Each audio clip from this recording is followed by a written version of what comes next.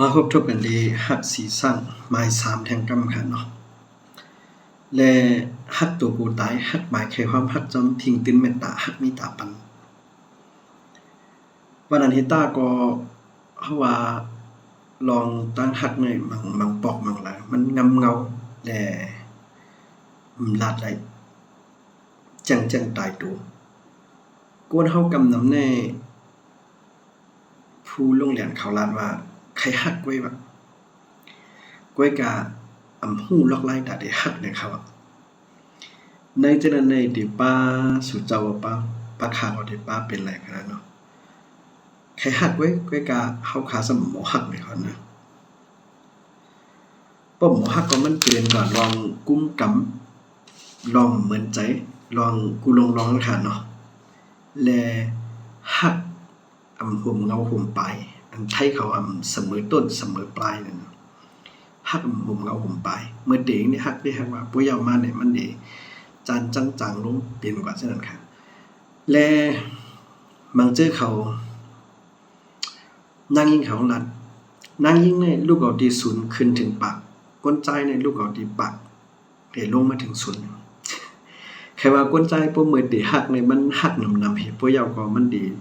บ่ใส่ใจลดย่อมลงว่าเป็นศูนย์ว่านั่งยิงซ้ำมึงเดฮักในมันผุยหัวใจนำหลายๆมันฮักได้ยินก้อยปน1 หึง 1มันซ้ำฮักนำใส่ใจนำเฮ็ดแลมันตาฮักมันนั่นที่ตื้อนำมันนำมาให้เป็น10เป็น20ถึงกว่าปากจังขนาดเนาะอันใดเด้มันมีหลักฐานอันใดมีปันว่าเป็นนั้นๆเต้ๆนี่ใจเงาคักอันตาฮักได้บ่คือหลีเด้หามันห่มเงาห่มปลายนั่นค่ะเนาะเพราะมันห่มเงาห่มปลายนั่นเนี่ยก็มันก็แค่นี้นั่นขนาดนั้นเนาะอันลาดออกมาแล้วเนี่ยมันใจฮักตัวกูตายก็ใจฮักหมายแค่ความนั้นอันนั้นติไรช่างล่างใน2ข้อในนำอินขนาดเนาะและความใครฮักไว้ค่ะเฮาซ้ำบ่ฮักเต้ๆว่าๆเนี่ยนั่นแหละเล่นลายไว้มาเนี่ยหันกำเนิดนำเลยหันเป็นปัญหามาและในลองกันเป็นปัญหาในลองตั้งฮักแน่เนี่ยมันยิ่งใหญ่ซึ่งเนี่ยเฮาตัวในจึงแล้วค่ะก็เบอฮักแน่แหละไล่ตัดขาดผัดเป็ดใดๆเหนือยอมเฮ็ดกูลองเดียวจึงเจ้าลายของอันดอกถึงจึงปันไม่หิมกันอันแน่อันน่ะก็เปิดตั้งฮักแน่เฮ็ดคือบางอันแน่บ่รู้บ่ถึงขั้นนั้นตันนี่เป็นก็เป็นว่าอะไรจังได๋คั่นเนาะในมาเข้าใจมันเปิงหลากหลายมากเฮ็ดอะไรกูมิวซึ่งคั่นเนาะอันนี้ลองหนึ่งแน่ๆมือพ่วงอันเพราะว่าเฮาฮักห่มเงาห่มปลายแน่เนี่ยมันเป็นหือเนี่ยมือตีมันฮักหนังหือแลลิ้นลายใบมาขึงกว่านั้นขึ้นฮักหนังนั้นเพราะว่าอะไรแน่ๆมันป่นหลอดไหลเนี่ยครับมันป่นหลอดไหลซึ่งเนี่ยมันเด่นมีรองยาเก่าเข้ามาครับรองยาเก่าเนี่ยมันเด่นมาซึ่งเนี่ยความจิกคิกจอกคอกความกลางลายก็เปิ้นได้มาสอสนยายุงหมอความเขาก็เฮ็ดมาครับตอนนั้นเฮาในลาดมิ้วตั้งหลังมาเปิ้นทำดีลาดถึงมิ้วเนี่ยลาดลองก็นำดีเป็นจังได๋เนี่ยอันแรกในที่มีดาสิคั่นเนาะในกูฮักกันจังซี่จังได๋ก็ในความจิกคิกจอกคอกก็สอสนยายุงเต่าเก่าให้โหใจตั้งฮักปึงและอยู่กว่าอยู่มากก็อุบกุมกันกว่าใดๆเนื้อซึ่งไหนก็ตั้งหันถึงก็เหมือนกันค่ะนะตั้งหันถึงไผคนใจกันตั้งหันถึงไผนั่งยิ่งกว่าดีเนี่ยหันถึงเนี่ยแหละเหมือนกันมาให้แลมีลองปัญหาหาวแห้งมากกว่ามีค่ะนะอันนั้นก็อันนี้มันก็เป็นลองยากเก่าอันหนึ่งครับยาวกับเนี่ยบ่อยู่หึงมาเนี่ยเฮว่าเหมือนใจ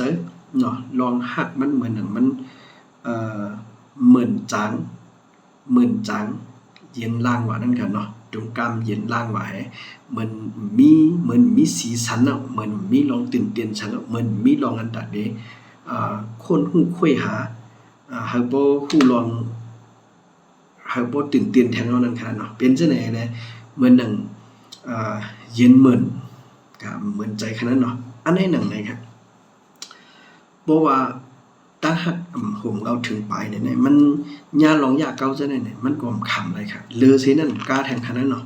มือที่3มือที่4เนาะก็ทน3ก็ทน4นั่นแหละมันหมอเข้ามาแทงขนาดนั้นเนาะฮักกันไว้นั่นไหนก็แทงก้อนึงขึ้นเข้ามาอุบเป็นไหนก็เพราะว่าเฮามีสัจจะมันกึมในหัวใจเฮาในนั้นได้จึงมันปากว่าง่ายๆครับเนาะก่อนเข้ามาด้านหลังนั่นแหละ มันได้มีลองอันหลีเฮียนฮู้หรือเสลองอันหลีตื่นเต้นหรือเสมันได้มีเงินคำหรือเสมันได้มีหางพังหรือเสเด็กว่าจังได๋ก็มันเฮ็ดให้ก่อนป้าว่าถึงง่ายๆนั่นแหละคั่นนะกับในอันลองอันใครว่ามาเหลียวแน่เนี่ยน้ำหนองหางหลีนั่นก็มันจะว่าได้ใสกูขิงค่ะพอข้าวกัดแหนมันได้มีอายขึ้นมาข้าวใหม่เนี่ยน้ำมันได้ย้อมกว่าและข้าวผลนั้นน้ำมันจังได้ขึ้นเรื่องน้ำมาเนี่ยในการลงตาฮักในก็เพราะว่าหมอฮักลีจึงมีเพียเขียนค่ะและคนเมืองเฮาอันเฮาถอยหลังลองขึ้นใหญ่ในนี่ก็มันปากว่าเปิดไผหัวใจตาฮักเพราะเปิ้นลาดความดังเปิ้นนี่ก็impact of relation นั่นก็มันได้เป็นimpact of affection emotion มันมีลองเตื้อยอนในการตั้งฮักในก็มีตั้งนำค่ะ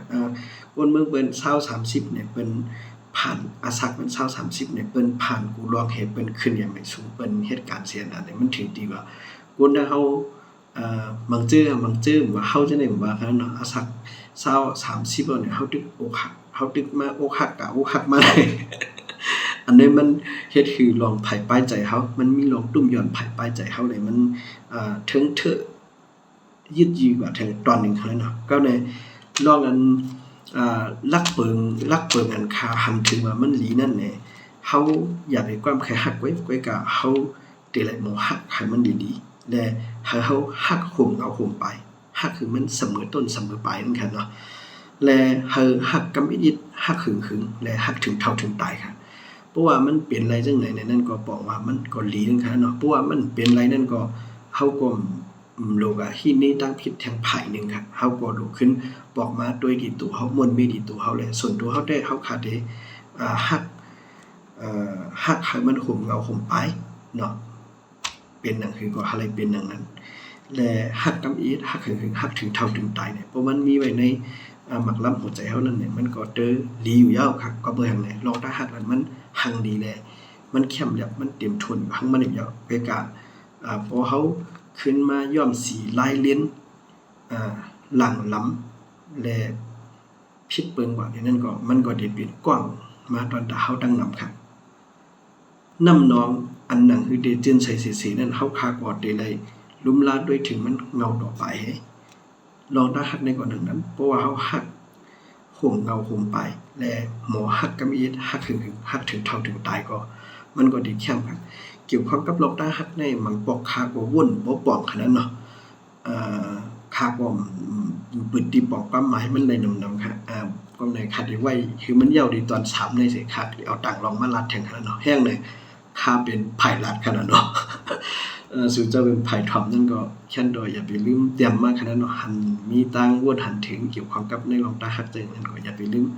เด็กเข้าใจอย่าไปลืมเด็กไลค์เด็กแชร์เด็กเซฟไปทำหลายๆบอกแล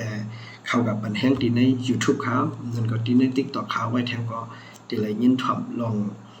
ป้ายใจเปิ้นหูป้ายหันนั่นก็เกี่ยวข้องกับลองยกคุณมุ่นดูเก่านั่นก็เกี่ยวกับลองขึ้นดันมักมีขึ้นอย่างเช่นในคาดี10ล้านปันกว่าที่ไม่สูงกันทั้งเสียงครับ